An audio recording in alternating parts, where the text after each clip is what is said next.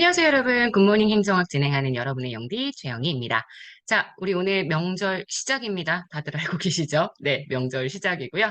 근무 성적 평적부터 들어갈 거예요. 명절에 금요일도 월요일도 굿모닝 행정학 계속 올라가니까 여러분 꼭 네, 명절 아침에도 물론 명절은 아니지만 우리 명절 당일날 빼고 나머지 날짜에 금요일, 월요일 진행하니까 꼭 사수해서 잘 들어주셔야 합니다. 자, 저희는 41차 근무성적 평정부터 들어갈 거고요. 근무성적 평정은 일단 개념, 방법, 오류 이런 거 너무 중요하다고 얘기를 했죠. 공무원의 근무 실적, 직무 수행 능력, 태도, 정기적으로 평가해서 인사행정 자료로 활용하는 게 바로 근무성적 평정입니다. 공무원 보수표는 아시겠지만 직위분류를 통해서 보수표가 이루어지기 때문에 근무성적 평정 자체가 일단 보수표에 반영이 되지는 않을 거고요. 자, 어쨌든 중요한 건 우리나라 5급 이하에 활용하는 것.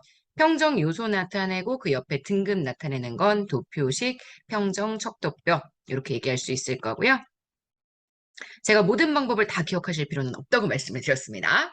나열된 평정 요소의 질문을 보고 해당하는 사실 표시 항목을 골라서 표시를 한다. 우리 보통 이렇게 이야기하면 체크리스트법으로 진행을 할 수도 있고요. 이 체크리스트 요 법에 대한 내용으로 진행을 할 수가 있을 거고요. 피평정자들 사이에 서로 비교해서 개인별 서열을 정하는 방법이라고 이야기한다면 요건 서율법. 자, 피평정자들을 우열에 따라 등급을 구분한 뒤에 분포 비율에 따라서 강제적으로 배치. 요걸 우리가 관대화, 엄격화, 집중화의 경향을 방지하기 위해서 보통은 사용을 해주게 되죠. 그래서 지금 보시는 요 내용, 피평정자들을 우열에 따라 등급 구분해서 배치하는 방법이다라고 얘기하면 강제 배분법 되는 거고요. 그 다음 피평정자의 근무 실적에 큰 영향을 주는 사건들을 기록한다. 바로 중요 사건 기록법 되겠죠. 그래서 여러분들이 지금 보시는 이러한 내용들 가지고 설명을 해줄 수가 있고요. 이 체크리스트 방법을 만약에 선지로 구성을 해서 그 중에서 꼭 몇 가지의 요소들을 체크해서 선택하게끔 만들어주면 이건 강제 선택법도 된다는 것까지 같이 기억을 해주세요. 제가 기본서에서는 그래서 체크리스트와 강제 선택법을 같은 예시를 통해서 설명을 했습니다. 자, 오류 볼까요? 자, 특정 평정 요소의 평정 결과가 다른 요소에게 영향을 준다. 우리 후강 효과라고 표현하기도 하고요. 보통은 연쇄 효과라는 단어를 제일 많이 쓰죠. 자, 그다음 오차입니다. 첫머리 효과, 막바지 효과 모두 다 시간적인 오차고요.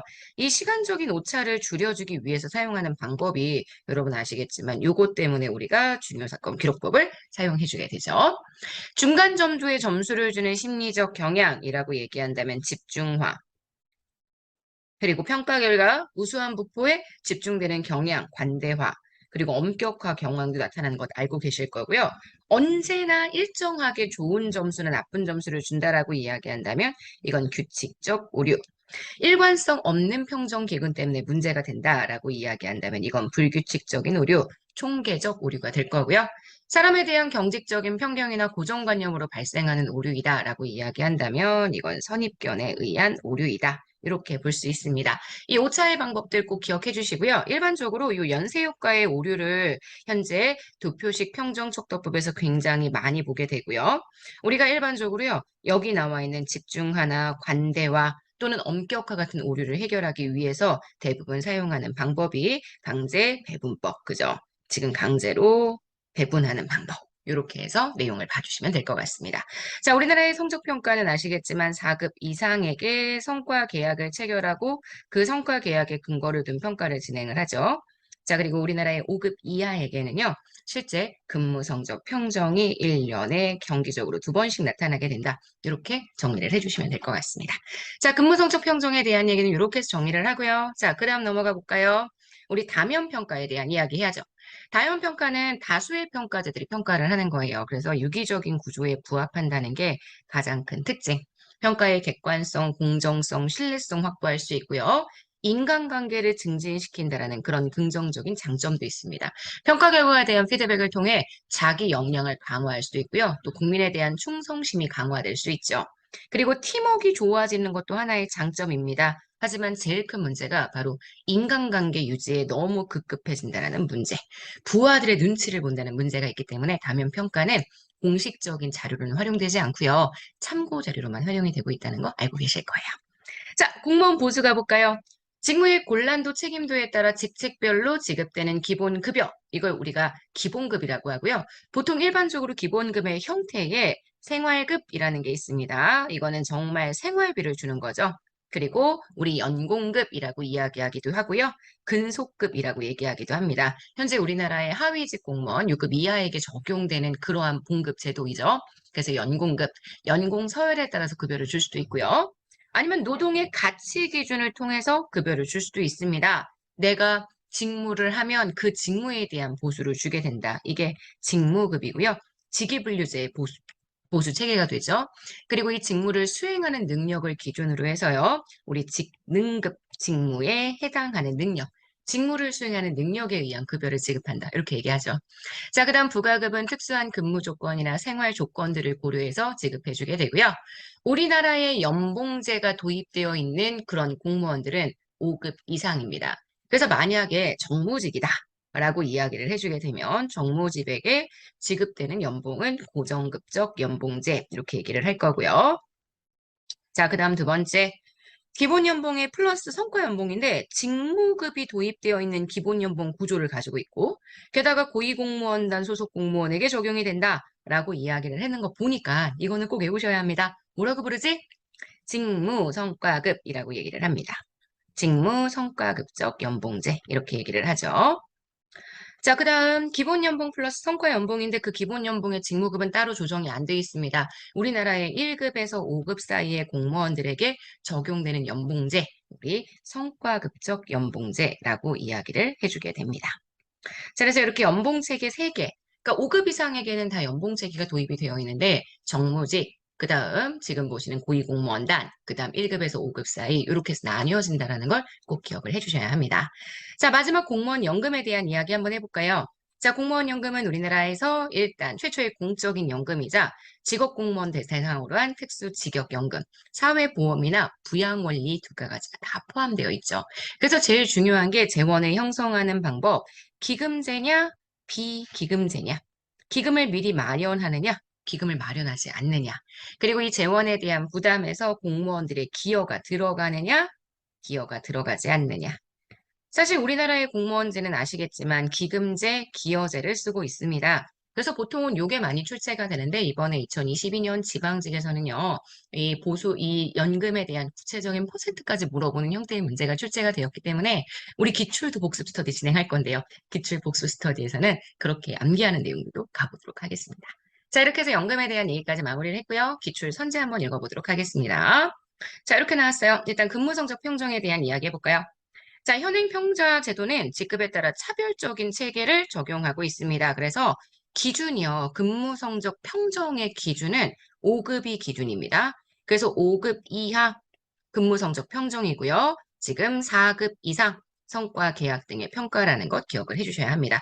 성과 평가 제도의 목적은 공무원의 능력과 성과를 향상시켜서 성과 중심의 인사 제도를 구현하는 게 핵심이고요. 근무 성적 평정 오류 중에 관대와 엄격화, 집중화의 경향을 방지할 수 있는 것은 당연히 강제 배분법. 마찬가지로 계속 물어봐요. 집중화나 관대와 엄격화 같은 그런 규칙적인 오류를 해결하기 위한 제일 좋은 방법은 바로 강제 배분법입니다. 도표식 평정 축도법에서 나타나기 쉬운 오류는 연쇄 효과의 오류고요. 시간적 오류, 근무 평가 대상 기간 초기 업적 첫머리 효과죠. 최근 실적, 막바지 효과 두 가지로 구분이 되는 거 기억해 주시고요. 관대화 경향, 평가 결과의 분포가 우수한 쪽에 집중되는 경향을 관대화 경향, 자, 중간 점수에 집중되는 경향을 집중화 경향, 규칙적으로 언제나 좋은 점수나 나쁜 점수를 주게 되는 경향, 우리가 이거는 규칙적 오류, 총계적 오류는 규칙적 오류의 반대입니다. 그저 일관성 있는 기준을 갖추지 못했기 때문에 불규칙적으로 관대화나 엄격화가 나타나게 되는 경향이다. 이렇게 보셔야 되고요. 상동적 오차에 대한 내용이 나왔습니다. 사람에 대한 경직적인 편견이나 고정관념, 선입견에 의한 오류라고 보통 표현을 해주게 되죠. 국내 최고 대학 졸업했기 때문에 이 일을 잘할 거야 라는 생각 자체가 일종의 선입견에 의한 오류이다라고 이야기를 해줄 수 있기 때문에 지금 보시는 여기 근무성적 평가선까지 내용을 다 보실 수 있을 것 같아요. 자, 다면 평가 얘기할게요. 개인을 평가할 때 일방향 평가가 아니라 다수자에 의해서 평가가 이루어지는 게 다면 평가고요. 원래 여러 사람이 함께 평가하니까 평가에 객관성과 공정성을 제고할 수 있다는 장점이 있습니다. 하지만 이게 지금 각 부처가 반드시 실시해야 되는 제도는 아니고요. 공식적인 자료로도 사용되지 않는다라는 거, 참고 자료로만 쓸 수 있다는 거 기억해 주세요. 자, 일면 평가보다는 평가의 객관성, 신뢰성, 진짜 문제가 많이 물어보는 표현입니다. 조직 구성원들에게 조직 내외의 사람들, 조직 내에 있는 상급자, 하급자, 동료, 조직 외에 있는 국민들, 고객들, 이들 사이의 인간관계를 증진시키려고 하는 동기를 부여해서 업무 수행의 효율성을 높일 수 있다는 게 특징이 될 수가 있겠죠. 평가 결과의 환류를 통해서 평가 대상자의 자기 역량을 강화하는 데도 활용할 수 있을 거고요. 공무원의 국민에 대한 충성심을 강화하는 데도 기여할 수 있습니다. 작업 집단 사이의 팀워크 발전에도 기여할 수 있고요. 능력보다는 인간관계에 따른 친밀도, 이게 평가의 중심이 되다 보니까 상급자가 너무 부하의 눈치를 의식하는 행정이 이루어질 수 있다는 게 단점으로 지적될 수 있죠. 자, 공무원 보수에 대한 이야기 할까요? 직무 성과급적 연봉제 고위공무원단입니다. 여기서의 기본 연봉과 성과 연봉 두 가지가 들어가는데 그 기본 연봉의 기준급과 직무급 두 가지가 들어간다는 거. 성과급적 연봉제와 직무 성과급적 연봉제 모두 다 성과 연봉이 붙기 때문에 이 성과 연봉은 전년도의 근무 실적에 따라서 차등적으로 지급된다는 것도 같이 기억을 해주셔야 합니다. 자, 공무원 연금 가볼게요. 최초의 공적인 연금이고요. 직업 공무원들을 대상으로 하는 특수 직업 연금, 특수한 직업군에 진행되는 연금 제도이다 보실 수 있고요. 사회보험 원리, 그다음 부양 원리 혼합된 제도입니다. 인구 구조의 변화나 경기 변동의 영향을 좀 덜 받을 수 있는 방식이 적립 방식, 바로 기금제라고 이야기를 해줄 수가 있고요. 그래서 적립을 하는 방식, 기금의 방식은 연금 재원이나 급여의 안정성을 꾀할 수 있고 기금을 운용해서 얻게 되는 수익 때문에 제도를 안정적으로 유지할 수 있는 가능성이 있습니다. 상대적으로 비기여제는 정부의 연금 재원의 전액을 정부가 부담하는 제도죠. 하지만 우리나라가 사용하는 방식은 아니고요. 다른 나라에서 사용하는 나라들이 있습니다. 우리나라가 사용하는 방식은 기금제, 기여제. 오케이? 자, 우리 그러면 문제 좀 풀어보도록 할게요. 자, 일단 근무정적 평정에 대한 문제 하나만 풀어보면 될 것 같습니다. 나머지는 그렇게 기출 많지가 않아가지고요. 우리가 여기에 관련된 문제로 마무리 좀 지어보려고 해요. 근무정적 평정 과정에서 나타날 수 있는 오류의 유형. 최고의 대학을 졸업했기 때문에 일을 잘할 거라고 생각해서 높은 점수를 부여한다. 이건 선입견에 의한 오류입니다. 어떤 평정자들이 다른 청정자보다 언제나 좋은 점수 또는 언제나 나쁜 점수, 규칙적인 오류라고 이야기를 해주게 되죠. 평정자가 일관성 있는 평정 기준을 갖지 못해서 불규칙적으로 발생하는 오류는 총계적 오류라고 이야기를 합니다. 자, 근무 평가 대상, 평가 대상 기간 초기의 업적에 따라 영향을 받는 첫머리 오류와 막바지 오류는 둘 다 시간적인 오류에 해당하니까요. 지금 오류의 유형으로 옳지 않은 건 4번 되는 것 확인하실 수 있습니다. 4번이 아니네요. 3번 되는 것 확인하실 수 있습니다. 자, 여러분 여기까지 해서 우리는 근무 성적 평정에서 연금 제도까지 내용 다 봤습니다. 오늘 금요일이고 여러분 오늘부터 명절의 시작입니다. 명절 때 좀 바짝 공부를 하실 수 있는 기간이거든요. 하루만 딱 놀고 우리 힘내서 다시 열심히 공부해 보도록 합시다. 월요일 날 아침에 연휴지만 만나도록 하겠습니다. 여러분 오늘 하루 정말 잘 보내시고요. 오늘 하루도 당연히 여러분 거고요. 명절도 행복하고 즐겁게 보내세요. 안녕.